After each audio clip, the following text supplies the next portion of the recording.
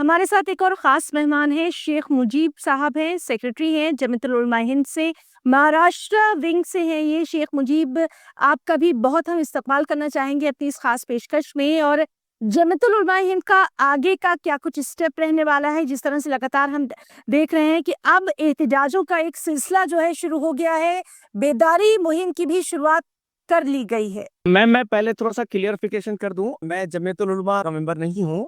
मैं जमात इस्लामी हिंद महाराष्ट्र का सेक्रेटरी हूं। जी। और बहुत बहुत शुक्रिया आपका, आपने मुझे इस बहस का हिस्सा बनने का मौका इनायत फरमाया है।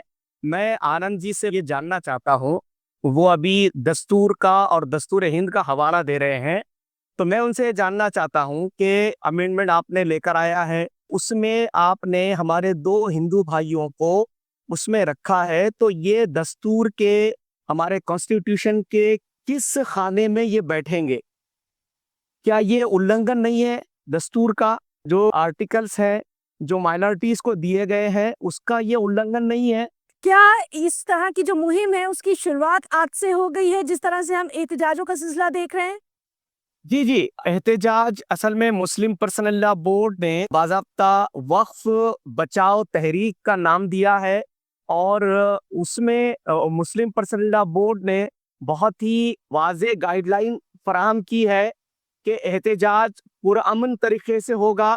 वो एहतजाज जो हिंसक रूप इख्तियार कर रहे हैं, उसकी बिल्कुल भी गुंजाइश नहीं है।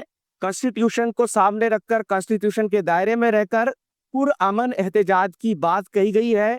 जो अगर ऐसा नहीं करते हैं, वो हमारे लोग नहीं हैं। एहतजाजों के दौरान जो हिंसा पैदा करने की कोशिश कर रहे हैं या हिंसा फैला रहे हैं, उसका मुस्लिम पर्सनल लॉ बोर्ड से किसी किस्म का कोई ताल्लुक नहीं है। शेख मुजीब साहब, आपसे ये भी समझने की कोशिश करेंगे, बेदारी मुहिम की जरूरत क्यों पेश आई? इससे पहले वक्त को लेकर लगातार बातें होती रही थी, उस वक्त अपनी बात क्यों नहीं रखी गई? जेपीसी के सामने क्यों नहीं अपनी बात रखी गई? बिल्कुल, जेपीसी के सामने बातें रखी गई। हमने 50 सुझाव और 50 संगठन के लोगों ने इंडिविजुअल तौर पर भी जेपीसी के सामने जो है हमारे चीजों को हमने रखा। अगर जेपीसी हमारे सुझाव को सुनती, उसको अमेंडमेंट करती, तो यकीनन इससे पहले भी, यह पहली मर्तबा ऐसा नहीं हुआ है कि बीजेपी ने जो है अमेंडमेंट किए है जी, इससे पहले भी अमेंडमेंट हुए हैं।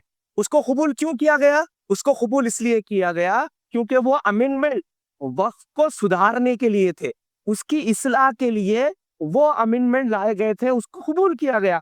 लेकिन ये जो अमेंडमेंट लाया गया है, ये अमेंडमेंट सुधार के लिए नहीं लाया गया है, बल्कि जमीनों को हड़पने के लिए लाया गया है। ये अमेंडमेंट इसलिए लाया गया है ताकि हुकूमत जो कुछ जमीनें अब वक्फ बोर्ड के पास बची हैं, वो वक्फ बोर्ड की जमीनें लेकर उनके करीबी दोस्तों को वो दें।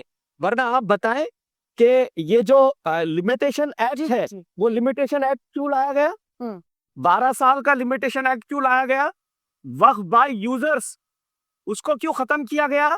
ये क्यों कहा गया कि उसके अंदर दो नॉन मुस्लिम हमारे हिंदू भाई उसके अंदर रहेंगे? कोई हिंदू जो है वो अपनी प्रॉपर्टी को वक्फ बोर्ड में नहीं दे सकता है। आप रह तो सकते हैं, लेकिन अपनी प्रॉपर्टी को वक्फ बोर्ड में नहीं दे सकते हैं। तो क्या ये अमेंडमेंट आपके लिहाज से सही महसूस करते हैं आप?